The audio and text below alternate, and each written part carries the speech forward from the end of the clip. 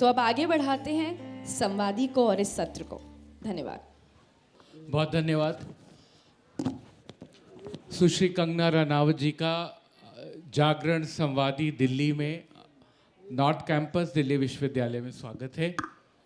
आपको मैं जागरण टीम की ओर से क्षमा चाहता हूं कि आपको असुविधा हुई, आप जाम में फंसी रही, लेकिन ये एक तरह से मेटाफोरिकल भी है, जहां कंगना रनौत होंगी वहां जाम लग जाएगा। सबसे पहले मैं आप लोगों का बहुत बहुत तहे दिल से अभिनंदन करती हूँ, और मैं वाकई में जाम में फंसी रही, लेकिन थोड़ा मेरे को हल्की सी झपकी भी आ गई थी, लेकिन यहाँ आके मैं पूरी नींद खुल गई मेरी कि यहाँ पे आप इतने जोर शोर से आपने मेरा स्वागत किया। और मिश्रा जी के बारे में मैं आप इन्हें लेखक के रूप में, एक संगीतकार के रूप में आप जानते हैं, ऑथर के रूप में, लेकिन एक्चुअली असली राजा तो ये हैं, ये अयोध्या रॉयल फैमिली से हैं, हम तो नाम के रानी हैं, असली राजा तो ये हैं। तो मिश्रा जी आज हम इस मंच पे मिले, and he is a very humble and gracious host also. इन्होंने हमें अपने पैलेस में बुलाया था, और आज तक मैं इतने हम्बल राजा को तो मैंने कभी नहीं लाइफ में देखा, ऑनेस्टली। बहुत धन्यवाद कंगना जी। एक बड़े फिल्मकार ने कहा है कि within the camera is film और cinema, and without the camera is life. कैमरे के बाहर जो है वो सब जीवन है, कैमरे के अंदर जो है वो सिनेमा है। सिनेमा की ज़िंदगी आपने जी और सिनेमा में आई और इतने बड़ा आपने एक मुकाम बनाया। उस ज़िंदगी को मिस करती हैं जो ज़िंदगी छोड़ आई, जिस कंगना को हमने बाद में फिल्मों में देखा, जिनके इंटरव्यू से एक पूरी यूथ इंस्पायर है, और जो अपने बेबाकी के लिए जानी जाती है। मिश्रा जी, मैंने बहुत छोटी उम्र में ही जो है वो घर छोड़ दिया था, तो खैर वो तो एक बचपन की उम्र थी। क्या इस उम्र में क्या मैं वो उम्र मिस करती हूँ? मे बी नॉट, लेकिन कई बार मुझे जो मेरी फ्रेंड्स हैं, कई बार जब मैं उनको मिलती हूँ, और अक्सर नहीं लेकिन कई बार जब मैं बहुत ज़्यादा, या तो मेरी ज़िंदगी में बहुत मुश्किलें चल रही होती है, उतार चढ़ाव चल रहे होते हैं, तो कभी अपनी किसी दोस्त को देखकर जो पारिवारिक ज़िंदगी में हैं, उनके बच्चे हैं और हस्बैंड है और आम जिंदगी जी रही हैं और एकदम प्रोटेक्टेड और नर्चर्ड लाइफ उनकी है, तो देख के कभी लगता है कि what would have been like had I not made these choices. बहुत सुंदर। सिनेमा में आप आई, शुरुआती फिल्में खासकर gangster, fashion, once upon a time in Mumbai. एक बिगड़ी सी लड़की, नशे में डूबी हुई लड़की, थोड़ी सी परेशान, थोड़ी सी दुनिया से नाराज़, और उन किरदारों में आपने जान डाल दी। आपको नेशनल अवार्ड भी मिला फैशन के लिए, और पूरा देश जुड़ता गया कि सबको लगा कि नहीं, हमारे घर में या हमारे समाज में, बिल्कुल पड़ोस में जो लड़की है वो अगर परेशानियों से गुजर रही है, अगर वो किसी तरह की गलत सोहबत में पड़ रही है, तो वैसी ही होगी जैसे गैंगस्टर है, वंस अपॉन अ टाइम है और फैशन है। और उन किरदारों को करते हुए, क्योंकि आपने एक इंटरव्यू में कहा भी है कि किस तरीके से आपको गैंगस्टर का रोल मिला, कि सबसे पहले ड्रंक का आपको एक वो करके दिखाना था कि कैसे आप शराब में डूबे हुए हैं। उन किरदारों को कितना आपने इम्बाइब किया खुद से, और कितना दुनिया से पाया या देखा? कोई इंस्पिरेशन था, या कोई सहेली थी, या दोस्तों में कोई ऐसा था जिसको कंगना रनावत ने वहाँ उतारा हो, बाद में पकड़ी गई हो कि तुमने मुझे कैरिकेचर कर दिया? एक्चुअली ये बहुत ही हैरानी की बात है, लेकिन मैं बहुत छोटी उम्र से, मैंने हमेशा अपने इंटरव्यूज़ में कहा हुआ है कि मैं दुखी आत्मा हूँ। मैं बचपन से गालिब की, जब मैं बहुत छोटी थी तो मैं गालिब की गज़लें सुनती थी, मतलब मात्र 9-10 साल की उम्र में। तो सब मुझे कहते थे तुम, और मुझे इतना अच्छा लगता था पैथोस एंड और ये जो भी एक मेलनकली एंड पैथोस, मुझे इतना अच्छा लगता था छोटी उम्र में भी। और मैं खुद भी बहुत पोइट्री लिखती थी, और मुझे सब कहते थे भाई तुम्हें क्या गम है, तुम्हें क्या 6वीं 7वीं कक्षा में पढ़ने वाला बच्चा, मतलब वो अभी एडolescence में भी मैं नहीं थी, तब भी मैं छोटे से ही मुझे और दुखी गाने इतने पसंद आते थे, और मेरे काफ़ी मीम भी बनते हैं कि मैं बचपन में दुखी गाने सुनती थी, आप लोगों ने भी देखे होंगे। तो मुझे बहुत अच्छा लगता था वो पोर्ट्रेयल। और शायद हम लोग जिस तरह की हमारी पर्सनैलिटी होती है, ऑरा होता है, मेरा जो डायरेक्टर है उनका कहना है कि तुम्हारी आंखों में एक ओल्ड सोल मेलनकली थी, जबकि मैं उस टाइम पे एक टीनेजर थी। और ऐसा कोई मेरे साथ उस टाइम तक तो कोई हादसा नहीं हुआ। उसके बाद फिल्म इंडस्ट्री में मेरे साथ बड़े हादसे हुए, लेकिन उस वक्त तक मेरे साथ कोई हादसा नहीं हुआ था और मेरी ज़िंदगी काफ़ी कंफर्टेबल रही थी। हाँ, एक स्ट्रगल का फेज़ था जहाँ मुझे काम नहीं मिल रहा था और काम के करके मैं मारी मारी फिरती थी, लेकिन दुखी लोग, दुख और दुखी कविताएं सुनना और ये सब मुझे अच्छा लगता था। और शायद उसी करके मैं उन महिलाओं का जो कि काफ़ी टॉर्चर्ड थी वो लाइफ में, चाहे वो सिमरन का कैरेक्टर, वो लम्हे में स्किज़ोफ्रेनिक का कैरेक्टर परवीन भाभी, वो इतनी दुखी उनकी ज़िंदगी थी। और फैशन में तो खैर हद ही हो गई दुखों की वो तो सड़क पे एक स्ट्रैंडेड यंग वुमन। तो मुझे बहुत एम्पैथी है, और बहुत एम्पैथी है मुझे, जो वो नोट होता है वो। तो ऐसा नहीं है कि मैंने किसी से इंस्पिरेशन ली। और अगर आप देखें तो मेरे जो ड्रंक कैरेक्टर है बिल्कुल भी कैरिकेचरिश नहीं है।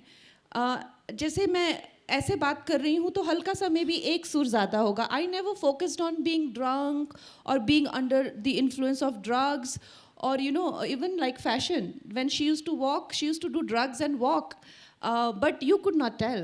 And that's the whole idea, कि आप उन लोगों को जज ना करें और उनसे आइडेंटिफाई करें। आप बहुत सुंदर बोल रही हैं, लेकिन वो लड़की जो बचपन में मेलंकली में जीती है, जिसे गाली पसंद आते हैं, वो अपने स्कूल कॉलेज लाइफ में हॉस्टल में रहते हुए ओशो को पढ़ती है। तो ये ओशो तो लिबरेट करते हैं सबको, और ओशो तो बहुत जगह से चीज़ों को बटोर के लाते हैं। तो ये लगता नहीं है कि ये कुछ इम्बैलेंस था? Osho, Kangana Ranaut. No, Osho was also a very Osho has also played a very important role in my awakening as a person। और वो भी मैं बचपन में पढ़ती थी, ओशो भी मैं बचपन में पढ़ती थी। तो आई थिंक ओशो कैन, वो जो चीज़ों को लेके डिसइल्यूजनमेंट है ना, जो भी सांसारिक चीज़ें हैं उनको लेके वो बड़े ब्लेटेंट है।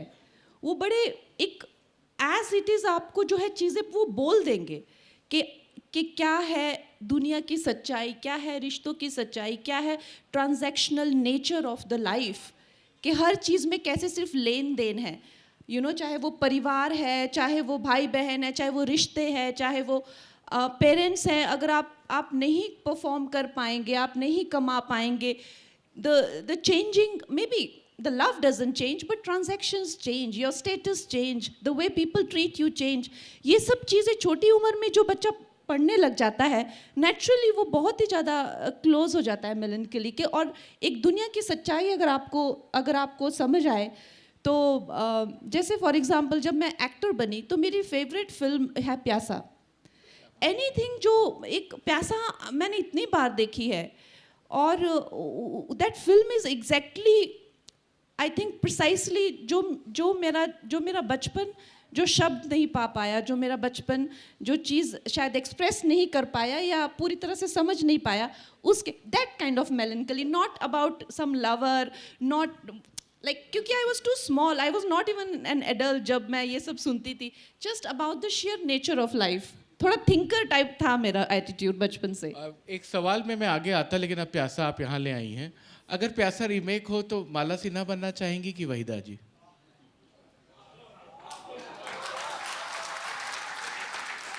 शायर के पास जाएंगी कि शायर को दगा देंगी? I think Waheeda ji for sure. इतना साहस कहाँ से आता है आप में? ऐसा नहीं है कि मैं कुछ ऐसा सोच के करती हूँ कि मैं कुछ साहसी करूँ। ये अक्सर जब लोग मुझे देखते हैं और मुझे पूछते हैं अरे तुम तो मुझे लगता है कि ऐसा कुछ था क्या, ऐसा कुछ मैंने हिम्मत वाला किया।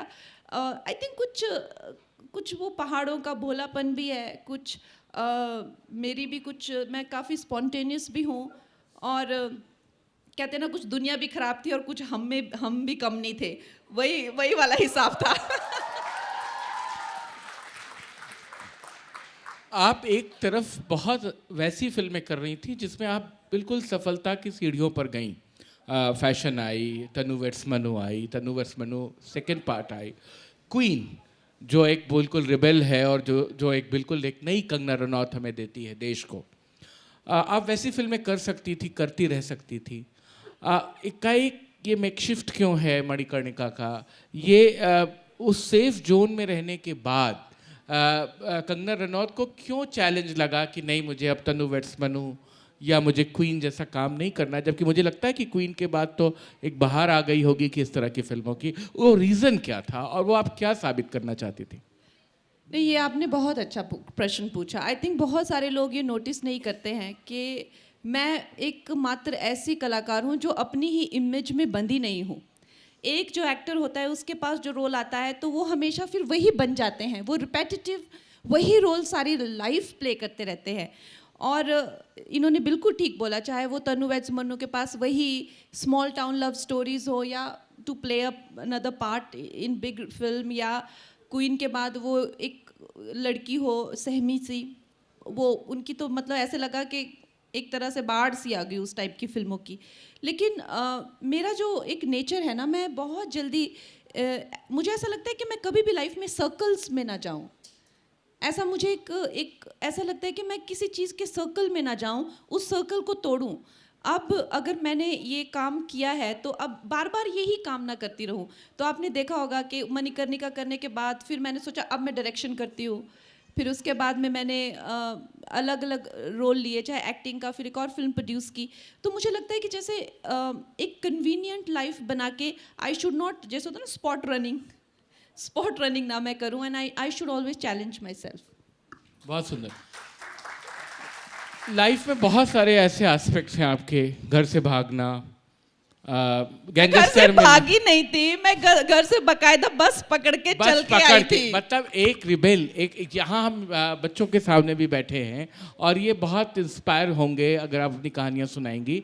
बहुत सारा इन्होंने यूट्यूब पर और इसीलिए मैं बच्चों को ये कहना चाहती हूँ कि मैं घर से भागी नहीं थी।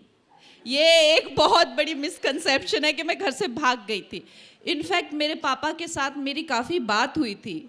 बात करने के बाद उनको बताकर, और उन्होंने ये भी कहा था कि आप जो है, क्योंकि हम आप जैसे आप लोग, जैसे लगता है मेरी फैमिली से जैसे हम हैं, बिल्कुल ऐसा लगता है जैसे वैसे ही बच्चे यहाँ बैठे हुए हैं। तो हम लोगों के लिए कि ईयर ड्रॉप आउट करना भी एक कितनी मतलब एक कयामत होती है कि क्या कंपार्टमेंट आ जाना, ईयर ड्रॉप आउट हो जाना, तो ऐसा तो असंभव हो नहीं सकता। माँ बाप तो मतलब कहीं के नहीं रहते हैं। मतलब आप एक बैच अगर पीछे आ जाओ तो सोचिए कितनी बड़ी आफत होती है। लेकिन यहाँ पे ये एक बच्चा है जो बोल रहा है मेरे को स्कूल जाना ही नहीं है, अब मेरे को भेज के दिखाओ आप। तो माँ बाप भी उसमें आ गए थे एकदम कि ये क्या बोल रही है, ऐसा वैसा।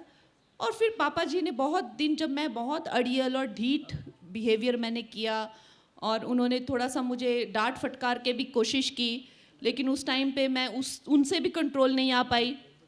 तब उन्होंने सोचा कि ये लड़की अब बड़ी हो गई है और एक हद से ज़्यादा इसे कहेंगे तो कोई गलत रास्ता ना अपना ले, तो इससे वो थोड़ा पीछे हो गए। और उन्होंने कहा कि तुम अब जो है अपने हिसाब से करो, और मेरे और भी बच्चे हैं, और I don't have money for your whims and fantasies, तो you take care of yourself. तो मैंने उनको कहा कि बहुत बढ़िया, इससे बढ़िया हो ही नहीं सकता। तो मेरे पापा ने सोचा कि आ जाएगी भटक के 1 महीने बाद ये सब करके। लेकिन मैं उस दिन के आज तक, मतलब वैसे तो घर कई बार गई हूँ लेकिन वैसे वापस नहीं गई। तो मैं बहुत अच्छे से बात करके आई थी उनके साथ में, भाग के नहीं आई थी। चलिए ये बताइए, आप एक समय में बहुत आज्ञाकारी बेटी भी थी, बहुत घर में, और आपके उदाहरण दिए जाते थे फैमिली में, और बिल्कुल से ये एक पैराडाइम शिफ्ट कैसे हुआ, कहाँ से आया? क्या होता है ना कि एक मुझे actually I can not really define it कि क्या हुआ, और मुझे but lot of circumstances were pushing me, pressurising me. एक तो the fact that I was very आज्ञाकारी and I was the star child always. मैं घर में मुझे देख के, क्योंकि मैं बहुत ज़्यादा सेंसिटिव थी। तो मुझे एक तो वो था कि हाँ, I am the star child. फिर मैं जब बाहर पढ़ने गई तो I could not perform there. तो मेरे माता पिता अक्सर मेरा अपमान करते रहते थे कि बातें बड़ी करना, और आई थिंक और अक्सर माँ बाप ऐसा कर देते हैं विदाउट रियलाइजिंग कि बच्चे अपना भी स्ट्रगल होता है, बच्चों का स्कूल में भी उनका स्ट्रगल होता है। और एंड मेरा जो हिंदी मीडियम से इंग्लिश मीडियम में, I was not able to cope. और बहुत बड़ा कैंपस था, I was not able to cope in the campus. फिर मैं घर पे जाती थी तो I could not tell them कि I want to come back to village, क्योंकि I didn't want to come back to village. मेरी सिस्टर के साथ सेम हुआ था, वो भी बड़े कैंपस में गई तो वो वापस आई, उन्होंने कहा कि मुझे गांव में वापस आना है, तो वो वापस आ गई थी। लेकिन मैं ऐसा भी नहीं कहती थी कि मुझे वापस आना है और गांव के स्कूल में पढ़ना है या कॉलेज में जाना है। तो मुझे वो हमेशा ऐसे सुनाते रहते थे कि तुम्हारे ये भी मार्क्स नहीं आए, वो भी मार्क्स नहीं आए। तो वो बेइज्जती, जलीलियत, वो जितना जलील होना, फिर स्कूल में जलील होना, और हमेशा बैक बेंचर बन के रहना, धक्का मुक्की, I was just not able to take it. And at the same time ये एक ये आस्पेक्ट था कि मैं हर तरफ से फ्रस्ट्रेट हो गई थी। After having a very promising upbringing, के कोई भी घर में आता था ना, उसको बुलाओ, बेटा तुम गाना गा दो, आई वॉज लाइक दैट, हाँ अच्छा हम गाना गा देंगे, अच्छा ये तुम बताओ, अच्छा इसको बोलो। सो आई वॉज वेरी लाइक मुझे लगता था कि मैं कुछ बनूंगी बड़े होके। फिर एक तरफ तो ये आस्पेक्ट था, दूसरा ये आस्पेक्ट था कि जैसे मुझे एक्सपोजर मिला था, तो मेरी जो रूममेट थी, खासकर बॉन्डिना, अभी वो she is a PhD, she is a poet, she is a very renowned artist from Manipur. तो उनका मुझ पे बड़ा प्रभाव था। वो स्कल्पचर्स करती थी, म्यूज़िक क्लासेस उनकी होती थी, और पेंटिंग्स करती थी। और उनको देख के मुझे ना एक अंदर से उत्साह भी बहुत था, एक वो उत्साह और एक इस तरह का एक हमेशा जलील होना वो। तो फिर मैंने अपने पापा को कहा भी कि मुझे आर्ट्स में शिफ्ट कर दो। तो वही कि इतने पैसे खर्च करके तुम्हें ये सिलाई बुनाई करनी है तो तुम लोकल टेलर के पास चले जाओ, लाइक दैट। तो वो भी नहीं हो पा रहा था। तो ये दोनों का ना एक अजीब सा कॉम्बिनेशन बन गया। एक तो मेरा उत्साह ज़िंदगी में कुछ करने का, और मुझे दिख रहा है और मुझे एक्सपोजर मिल रहा है, ऊपर से बेइज्जती और फटकारना। So I had nothing to lose with my family. You see, this is what I tell parents के आप बच्चों को इतना भी मत गिरा दो कि उनके पास, तो then I am like okay fine, you anyway don't respect me, तो I had nothing to lose. So वो एक मेरे लिए एक ट्रिगर बन गया कि मुझे एक घर छोड़ के जाना है, मुझे यहाँ नहीं रहना। आप दिल्ली यूनिवर्सिटी में बैठी हैं और बच्चों के सामने कह रही हैं कि अब मुझे कोई कॉलेज तो नहीं भेज सकता, तो इन लोगों को ज़रा ये समझा दीजिएगा कि बिना माँ बाप को बताए करियर चूज़ करने के लिए ना भागें, क्योंकि आप बता के भागी थी। तो ये जरूर कर दीजिएगा, कहीं ये कोई दूसरा इशारा ना समझ ले कि पढ़ना नहीं है, और कल अपने प्रोफेसर से ये बताएं कि हमने कंगना मैम को सुना है कल इस तरह से नहीं, कहते लेकिन हुए। आई टेल यू समथिंग, मैं सब बच्चों को यहाँ पे कहना चाहूँगी कि I really regret and I compensated for not going to college.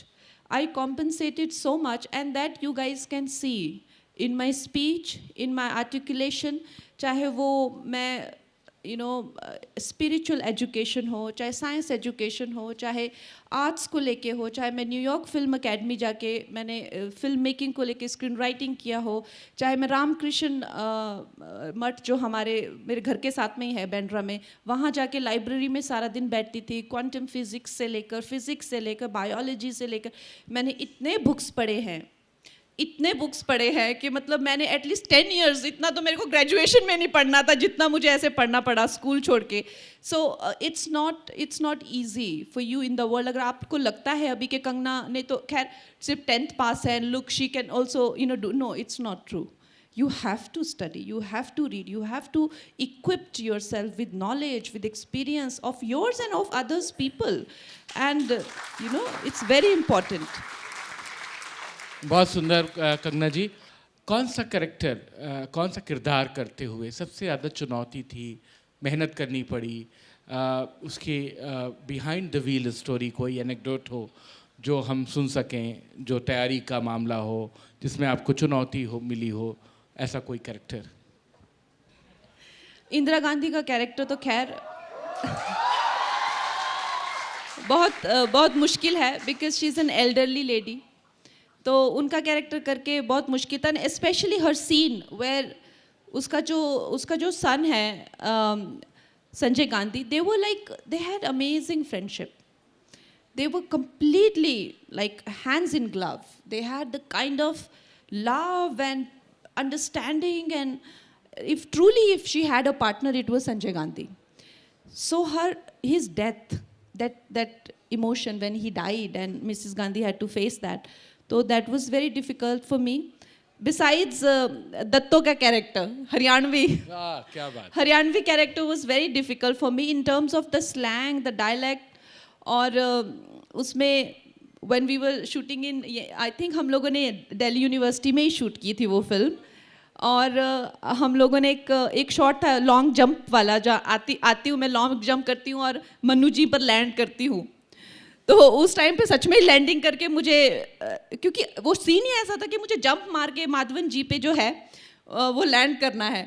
तो खैर ये बहुत ही ट्रिकी सीन था, क्योंकि usually in action also you have to pretend to clash into each other, but तो फिर जब मैंने किया तो एक्चुअली में मुझे एक अपने एंकल ट्विस्ट मेरा हो गया, and that was very awkward situation. Maddy को तो लगी नहीं जिसको लगनी थी, और मुझे उल्टा लगी, तो it was a very awkward situation. आपने मणिकर्णिका डायरेक्ट की, झांसी की रानी पे फिल्म बनाई. 1953 में सोहराब मोदी झांसी की रानी बना चुके थे मेहताब एक्ट्रेस को लेके, बहुत सुपरहिट फिल्म हुई. फिर उसके बाद बहुत सारे OTT और डिफरेंट चैनल्स पे रानी लक्ष्मीबाई के किरदार को सीरियलाइज किया गया. कुछ कमी लगती थी आपको, या आपके मन में वो कौन सा पैशन था, वो कौन सी अर्ज थी कि मुझे झांसी की रानी पोर्ट्रे करनी है और अपने प्रोडक्शन हाउस के साथ करनी है? मिश्रा जी, आई थिंक जो आपने जिस फिल्म के बारे में कहा वो बनी होगी और अपने टाइम के लिए बहुत अच्छी होगी, एंड नो वंडर कि आज झांसी की रानी जी की इतनी पॉपुलैरिटी है. Even though we had similar many warrior queens is credited to that. लेकिन हर जनरेशन को अपनी एक कहानी चाहिए होती है, एंड आई थिंक इस फिल्म को भी जब 10, 15, 20 साल हो जाएंगे, नए बच्चे आएंगे, उनको फिर से वो रेलिवेंट नहीं रहेगा. अब हम थोड़ा ना बैठ के, जैसे पैसा मैंने कहा, लेकिन कौन देखता है अभी? लोगों के पास टेम्परामेंट नहीं, चाहे कितनी बड़ी आपकी फिल्में हो, चाहे कितने ही बड़े आप मेकर. मुगले आजम आजकल के बच्चे कौन बैठ के देखता है? Nobody watches.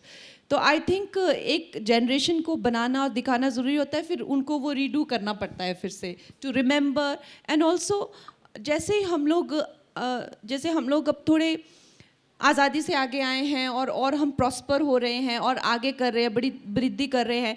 बाकी देशों के साथ देखिए, उनकी ना जो जनरेशन है बहुत ही कंप्लेसेंट हो जाती है. उनकी जो जनरेशन है वो भूल जाती है कि क्या होता है परतंत्र होना, क्या लोगों ने किस तरह से लोग जिए हैं हमसे पहले, और क्या क्या. सो इस तरह के reminders I think are very useful. और मैं तो हमेशा कहती हूँ कि अगर अब देश को कोई अगर बचा सकता है तो ये सब हिंदी भाषी बच्चे ही हैं, क्योंकि ये जो इंग्लिश भाषी है ना, इन लोगों को वो जो वोक वायरस है, पूरी तरह से वोक वायरस ने इनको खा लिया है.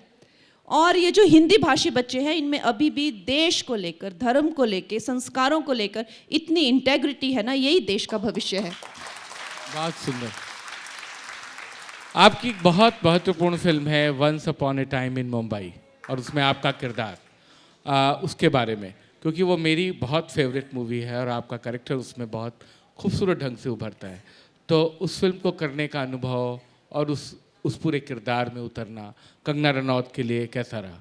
क्योंकि वो भी एक तरह से वो पीरियड कैरेक्टर है. Yes, period character. And Milan Luthria ji, it's his ode to 70s cinema is wonderful. क्योंकि हम लोगों ने सबने देखा है 70s में कैसे फिल्में होती थी, लेकिन आजकल के दौर में अगर चाहे डर्टी पिक्चर हो, चाहे वंस अपॉन अ टाइम हो, तो Milan Luthria ji has made those kind of films. And हम खैर जब एक ऑनसॉम कास्ट होता है, बहुत ज़्यादा लोग जब फिल्म में होते हैं, तो आपको सिर्फ अपने किरदार का पता होता है, लेकिन जब आप फिल्म पूरी देखते हैं तो आपके लिए भी वो बहुत हैरानी की बात होती है कि अरे वाह, ये ऐसी बनी, अच्छा इसमें ऐसा हुआ. तो मेरे लिए भी it was quite a pleasant experience. मुझे कहा था कि आपका ऐसा रोल है और उसके इतने शेड्स हैं, and I prepped a lot for that character. और मैंने अपना काम किया, लेकिन जब मैंने पूरी फिल्म देखी कि क्या क्या उसकी कहानी थी, और वो दाऊद से या हाजी मस्तान से पूरा वो उनकी क्या मुंबई में क्या दहशत रहती थी एक टाइम पे माफिया की, और वो फिल्मों से कैसे रिलेटेड होती थी, वो सब मुझे बाद में देखकर काफ़ी वो लगा कि अनबिलीवेबल। हम लोग तो आज खैर बहुत अच्छे वक्त में हैं, फिर भी ये मूवी माफिया भी हमें इतनी ज़्यादा लगती है। सोचो उस टाइम पे जब सही असली माफिया होती होगी। एंड मुझे ये कहा जाता है कि even if small things like अगर आपके पास डेट्स नहीं है या आप किसी अमाउंट पे अग्री नहीं कर रहे हैं टू डू अ फिल्म, तो सीधा दुबई से फ़ोन आता था, कोई पीछे से भी नहीं, सीधा दुबई से कि तेरे पास डेट्स नहीं है, मैंने सुना तेरे को बड़ा समझ आ रहा है, तू उसमें आने को मना कर रही है, लाइक दैट। सोचिए आप क्या वक्त होगा, क्या दौर होगा। सो वी कांट इमेजिन कि इस तरह का भी दौर होगा। एक दो सवाल थोड़े से हाइपोथेटिकल हैं। अगर कोई ऐसा आपको वरदान मिल जाए कि जो दिवंगत सारे फिल्म निर्देशक हैं भारतीय, किसे जिंदा करना चाहेंगी कि वो आए और आपको अपनी फिल्म के लिए कास्ट करे? ऋतिक घटक, सत्यजीत रे, राज कपूर, विजय आनंद, गुरुदत्त, कागज के फूल।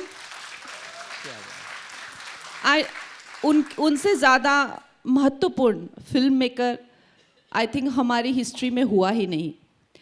he was so important and he's come to that dispassion and disillusionment। लेकिन honestly मैं अगर उनको मिल सकूं और उनको उनकी महत्वता बता सकूं इतने साल बाद, तो मैं चाहूँगी कि वो मुझे अपनी फिल्म में ले और मैं उनसे निर्देशन और उनकी आप ये मिस्टर एंड मिसेस 55 देखिएगा, बहुत अच्छी फिल्म है।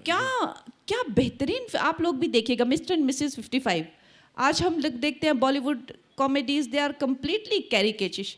उस टाइम पे क्या कॉमेडी क्या बनाते थे, वो एक्टिंग क्या करते थे, डायरेक्शन क्या करते थे, और उनकी फिल्में कागज़ के फूल हो चाहे प्यासा हो, क्या बेहतरीन फिल्म है। प्यासा के जो शॉट वो आके चलते हैं और जो शेडो पड़ती है, what revolutionary shot as a technician, what revolutionary shots as one take, जो एक one take you do uncut take, he was tremendous. लेकिन यही बात समझ नहीं आती कि इतने विद्वान होकर और इतने महान होकर आप कैसे, how can you come to this? उस पर टिप्पणी ना की जाए तो बेहतर है, लेकिन आपने बहुत सुंदर ढंग से गुरुदत्त को याद किया। दो चार कैरेक्टर हैं फिल्मों के। रोज़ी गाइड में वहीदा जी का role, Radha Mother India Nargis, Sahibjaan Pakeezah Meena Kumari, Bandini में कल्याणी का रोल नूतन, इस तरह के जितने कैरेक्टर्स अमर कैरेक्टर हुए हैं, कोई ऐसी फिल्म जिसे आप चाहेंगी कि आज वो रीमेक हो और आप उसमें काम करें?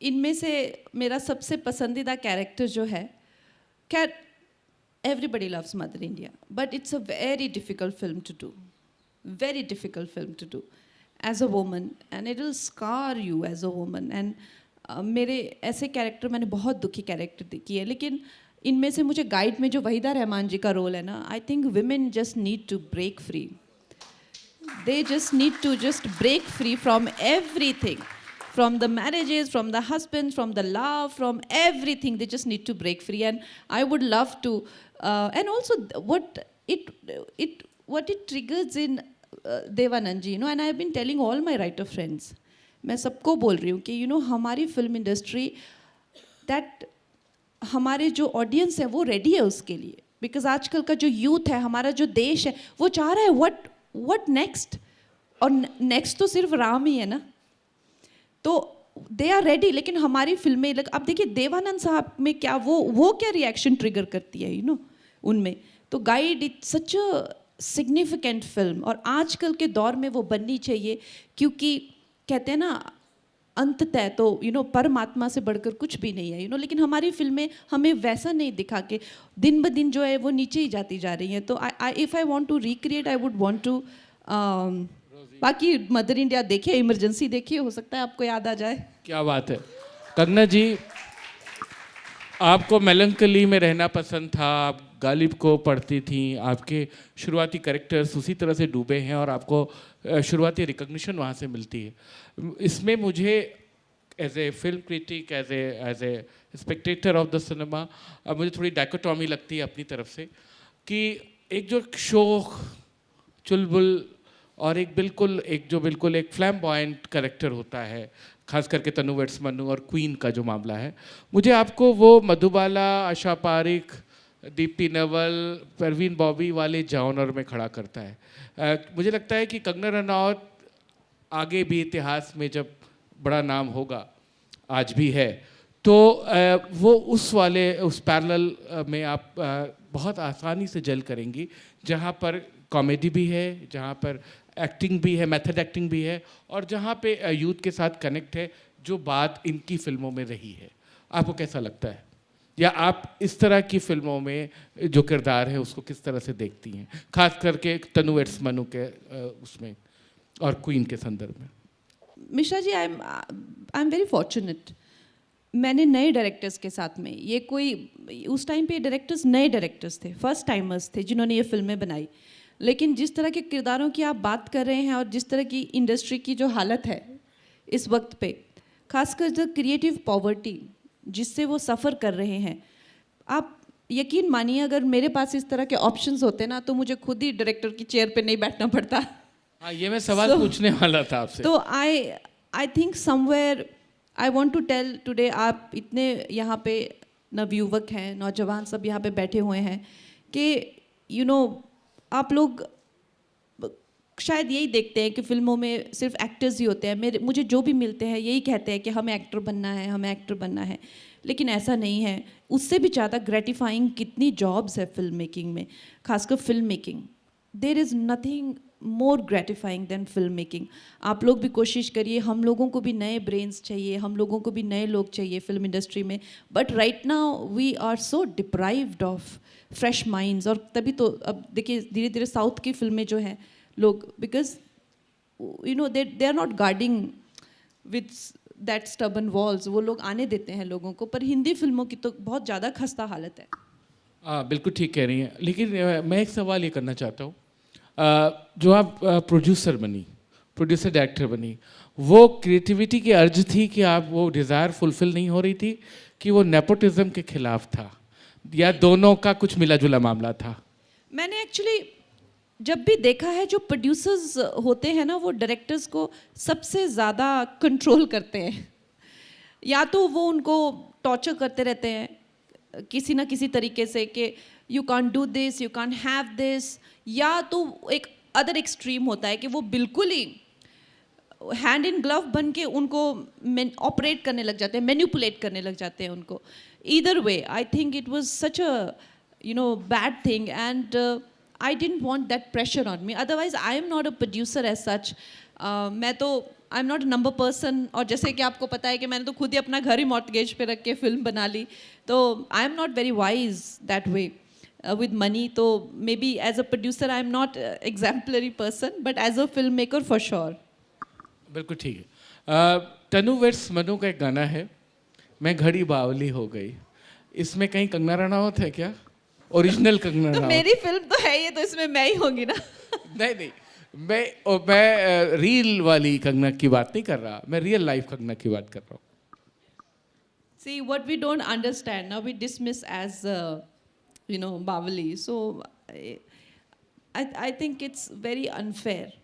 Okay, what we do not understand, what we do not maybe my situation, for example, मैं फिल्म इंडस्ट्री के बारे में जो कहती हूँ, जिस तरह से कहती हूँ, may be it is harsh for them, लेकिन वो मेरा एक्सपीरियंस है। वहाँ पे जो बच्चे पले बड़े हैं, जो प्रोटेक्टेड हैं, जिनके मम्मी पापा उनको सेट पे लेके जाते हैं और सेट से लेके आते हैं, उनके लिए खाना बना के देते हैं सब, they will have a different experience. But that doesn't mean कि आई शुड बी डिस्क्रेडिटेड कि ये तो ऐसे बोलती रहती है, that should not be the thing. So I feel के people like us also should be heard.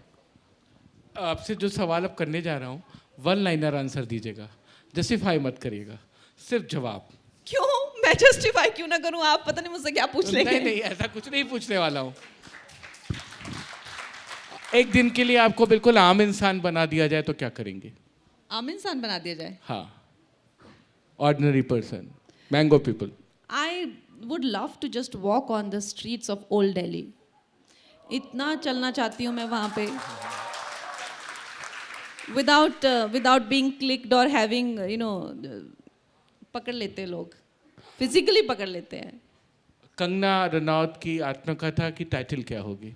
या वो नहीं मैंने सोची अभी, अ माउंटेन गर्ल में भी। क्या बात है। कोई म्यूज आपकी लाइफ में? म्यूज तो नहीं, लेकिन मेरे गुरु हैं जी। स्वामी विवेकानंद जी मेरे गुरु हैं, सदगुरु जी मेरे गुरु हैं। कोई फेवरेट गाना पुराने दौर का, नए दौर का, जो आप पे फिल्माया नहीं गया, लता जी हो, आशा जी हो, श्रेया हो, जो आपको लगता कि ये मुझ पे फिल्माया जाता, इसको मैं पर्दे पर वो करती, लिपसिंग करती? वही गाइड का जो आज फिर जीने की तमन्ना है, आज फिर मरने का इरादा है। क्या बात है। That sky blue sari, that sky blue sari, वो जो बूफों और जो जिसको हम पराली बोलते हैं ना, पराली, they just a beautiful visual. And Waheeda ji so beautiful, so you know, so free and beautifully photograph. फुर्सत के समय में क्या करना पसंद करती हैं?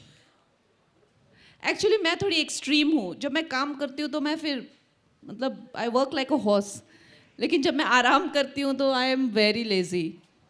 आई एम वेरी लेजी। आपकी निगाह में सबसे ओवररेटेड एक्ट्रेस? यार ये तो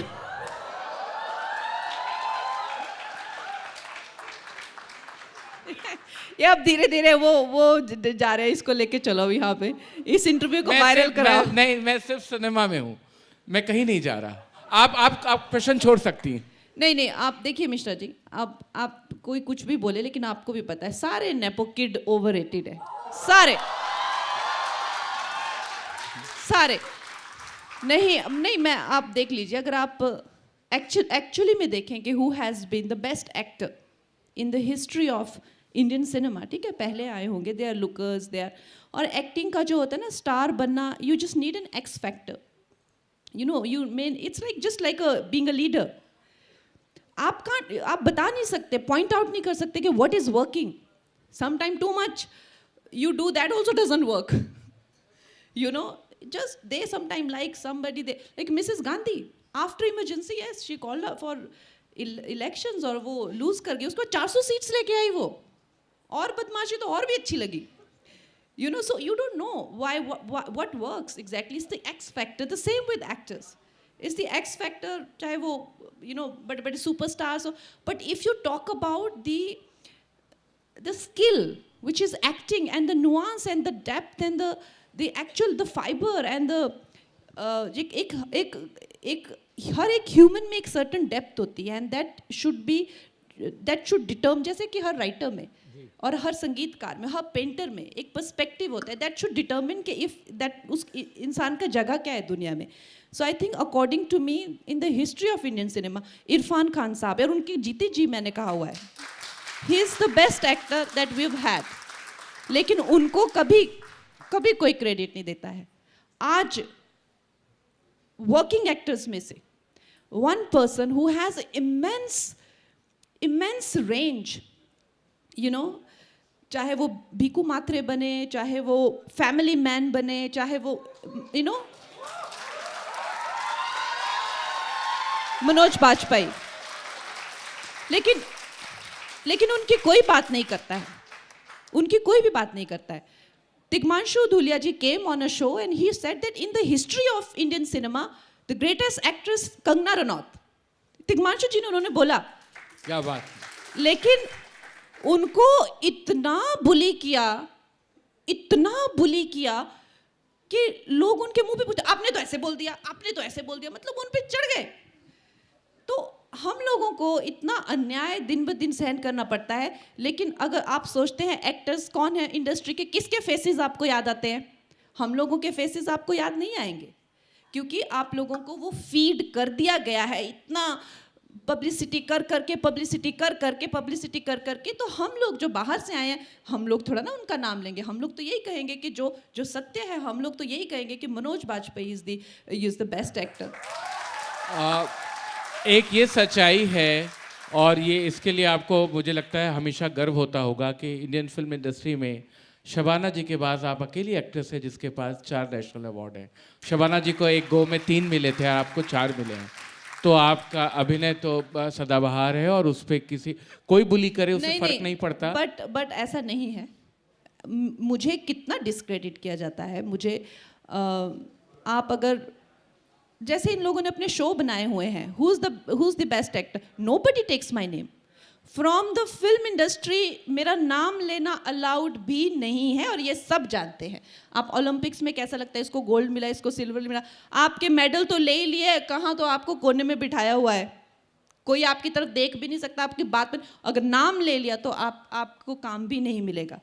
इस तरह का माहौल बनाया है और हम सब जानते हैं मैं किसकी बात कर रही हूँ। और एक बंदे ने नाम लिया, उसको इतना हैरेसमेंट मिली, इतनी हैरेसमेंट मिली, तो वो बंदा तो माफ़ी मांगने लगा, यार माफ़ कर दो, लेकिन मुझे तो ऐसा ही लगता है। Imagine, I was feeling sorry कि इन्होंने क्यों बोल दिया, इतनी बड़ी कॉन्ट्रोवर्सी कर दी। तो इस तरह का माहौल बनाया गया है। तो खैर द पॉइंट इज़ कि जो मीडिया का पावर है या पेड मीडिया का, या जिस तरह से भी इन लोगों ने ये एक बनाया गया है, it is discrediting many people and it's heartbreaking. अपनी कौन सी एक आदत बदलना चाहेंगी? मैं किसी भी चीज़ को लेके एक जब भी कुछ होता है तो उसको लेके एक बहुत ही एक इमीडिएट रिएक्शन देती हूँ उस चीज़ को लेके।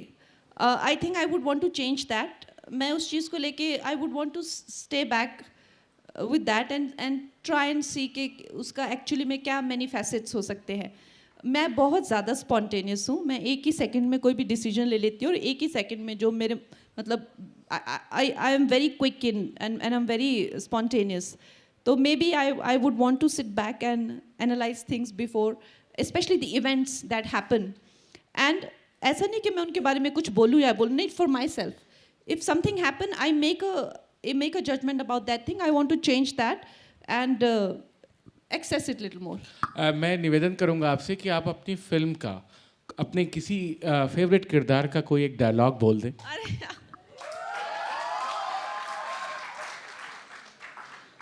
तनु वेट्स मनु। वो कौन सा डायलॉग था? आई थिंक बहुत फेमस हो गया है वो। She says ना to Manu, they are fighting and she says that अरे क्या शाहरुख खान बनेगा ये आदमी, अदरक हो गया है अदरक। 50 साल बाद अपनी किस फिल्म के लिए जाना पसंद करेंगी कि ये फिल्म मैंने अपनी ज़िंदगी में की और आगे आने वाली हो, या अब तक की फिल्में, या कौन सा ऐसा ड्रीम प्रोजेक्ट है कि इस एक फिल्म के लिए, इस एक किरदार के लिए, इस एक अभिनय के लिए मैं अब रहूँगी परमानेंट इस दुनिया में? मैं ऐसा चाहती हूँ कि मैं I should be known like, मैं तो खैर बहुत बड़े इंसान का नाम ले रही हूँ, बट जैसे गुरुदत्त जी थे, आई want to be known as a film maker. I want to make very good films and I want to make films like प्यासा और कागज़ के फूल, बशर्ते हमें अलाउ हो, बिकॉज इंडस्ट्री में बिल्कुल भी अब टॉलरेट नहीं करते हैं सोफिस्टिकेटेड फिल्म्स, यू नो, वो भोंडी और चिल्लम चिल्ली वाली, चीखने वाली, गंदी और यू नो बैडली लिट और एकदम झटैक और बाल उड़ रहे हैं और यू नो ऑल दैट, बस वही चाहिए। So I hope we are allowed and I hope लोग भी अप्रिशिएट करें little more subtle, sophisticated, soft. जैसे कहते हैं ना, ढोल तो ढोल हैं, ढोल तो बजने चाहिए, लेकिन बांसुरी की भी एप्रिसिएशन होनी चाहिए। सो वी होप वैसी फिल्में बनाएं। आपकी कोई favourite book, favourite author?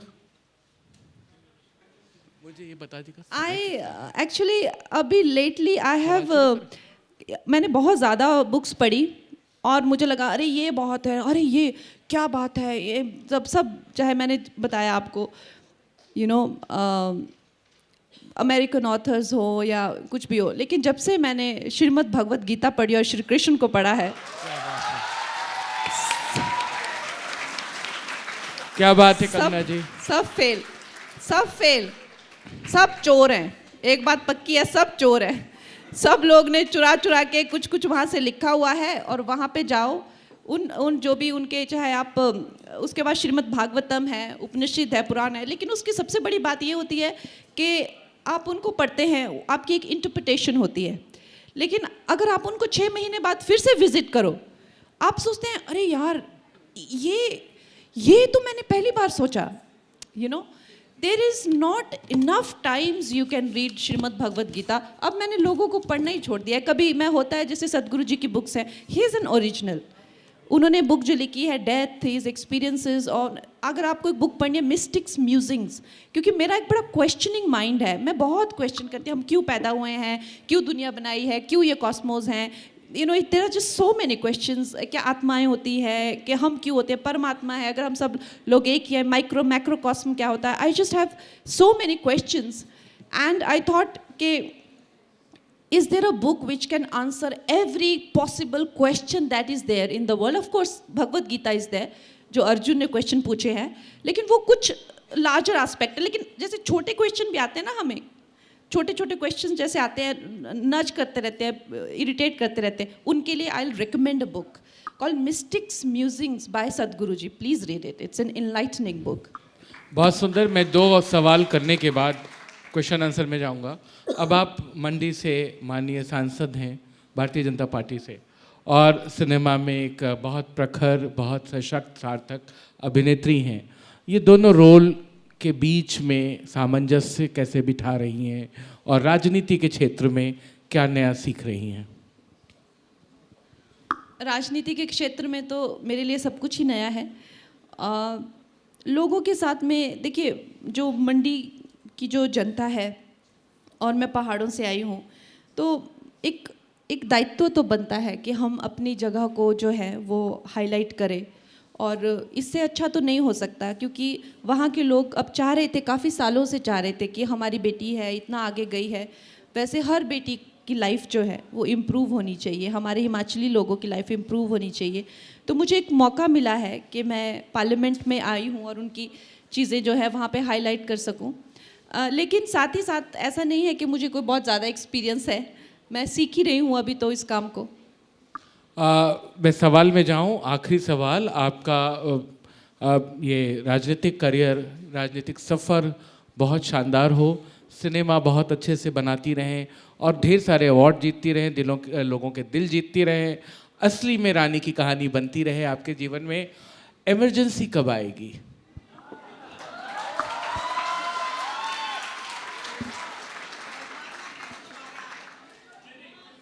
Emergency film कब आएगी?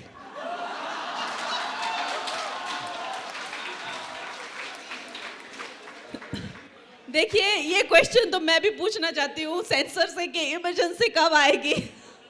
लेकिन देखिए, निश्चय ही ये फिल्म आएगी और जल्द ही आएगी, डेफिनेटली अक्टूबर में, अक्टूबर एंड में एक अच्छी डेट देख के हम लोग ये फिल्म लाएंगे। और आप लोगों ने जो इस फिल्म को लेके एक सहयोग दिया है और साथ में संयम भी दिखाया है, उसके लिए बहुत बहुत धन्यवाद।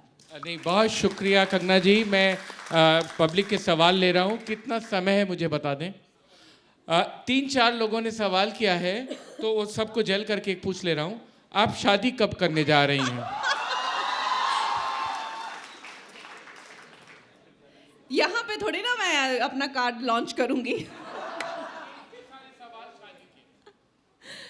Definitely it will also happen, पर यहाँ पे थोड़ा ना लॉन्च करूंगी मैं अपनी शादी का कार्ड। आपको स्पेशली इनवाइट करूंगी, आपको स्पेशल इनविटेशन चला जाएगा। मुझको बुला लेना जरूर से। 100%। ये सवाल तो वही है जो मैंने पूछा था कि आपकी बातें बहुत निर्भीक होती हैं, इतनी हिम्मत कहाँ से लाती हैं? हिम्मत आप में है, आप लोगों ने देखा इसमें ज़्यादातर। हाँ, ये एक अच्छा सवाल है। अच्छा, शिव सुंदर राम जी ने पूछा है, how to be a successful politician? How to be a successful politician? अच्छा सुंदर, एक तो ये बहुत बड़ा एक, जैसे आपको पता है ना, उसमें भी एक पूरा स्टडी होता है। तो 2 तरीके हैं। एक तो आप, या तो आप जैसे जो विधायक रहते हैं वो ग्राउंड लेवल पे बहुत काम करते हैं, जो विधायक होते हैं, तो उस तरह से आपको लोगों की सेवा करना, बहुत सारे वॉलंटियर ऑर्गेनाइजेशन के साथ में रहना। अभी भारतीय जनता पार्टी ने भी एक नंबर लॉन्च किया है, वो डायल कीजिए, जाइए पार्टी ज्वाइन कीजिए, काम करिए, है ना। तो आप उस तरह से विधायक बन सकते हैं। एमपी के लिए मैंने खासकर देखा हुआ है that people who excel in their fields, चाहे आप कुछ भी, आप बहुत बेहतरीन या तो डॉक्टर हैं, बहुत बेहतरीन किसान हैं, या तो बहुत बेहतरीन एक्टर, या बहुत बेहतरीन जो है राइटर, थोड़ा सा एक लार्जर उन लोगों को चाहिए होता है। तो आप अपने फील्ड में, if you have been very popular in your field, there are chances कि अगर आप किसी अच्छी अपने आइडियोलॉजी, आपका कैरेक्टर, बहुत सर्विलेंस होती है बाहर, सब पता करते हैं सब। तो all of that if you might get a ticket. लेकिन अगर आई फील कि जब अगर आपको पब्लिक सर्विस में जाना है ना, तो वो वही जैसे भगवान की सेवा करते हैं ना, तो फल की इच्छा नहीं करनी चाहिए, तो फल फिर खुद मिल जाएगा जब मिलना होगा। इन सवालों में ज़्यादातर राजनीति के सवाल हैं कि राजनीति और सिनेमा में सामंजस्य कैसे है और फिल्में क्यों कर रही हैं राजनीति, तो वो सवाल तो सब हो चुके हैं। एक आखिरी सवाल है प्रियांशु का, MSc physics. Who is your favourite historical figure? मेरी अभी आप लोग बोलेंगे तुमने फिर से वही जवाब दे दिया, तो मैं क्या करूं फिर। मेरे सबसे फेवरेट हिस्टोरिकल फिगर है श्री कृष्ण, और कौन। क्या बात है। बहुत बहुत धन्यवाद कंगना जी, आपने हम सबको हिंदी है हम जागरण संवादी दिल्ली में आकर के बहुत वो दिया, बच्चों को और सारे श्रोताओं को आपका बहुत आभार, धन्यवाद। और इससे और पहले जल्दी कि- से आपकी फिल्म रिलीज हो इमरजेंसी, आपको बहुत शुभकामनाएं, बहुत धन्यवाद।